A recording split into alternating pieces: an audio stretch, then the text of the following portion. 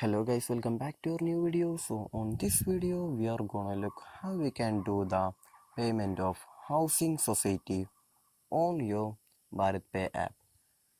For that, just open the Bharatpe app. After logging to your app, just scroll down for a bit, and in the payment section we can just see the more option right there. Just tap on the more option right here. After that, just scroll down for a bit, and in the other section we can just see the housing society option right there. Just choose the housing society option. After that, just choose your society operator right here. Then enter your roll number right here. After that, just tap on the continue option on the bottom and do the payment. So this is how you're gonna pay your housing society through your Bharatpe app. So I hope this video was useful for you. So just do like, share, subscribe to our channel. Thank you.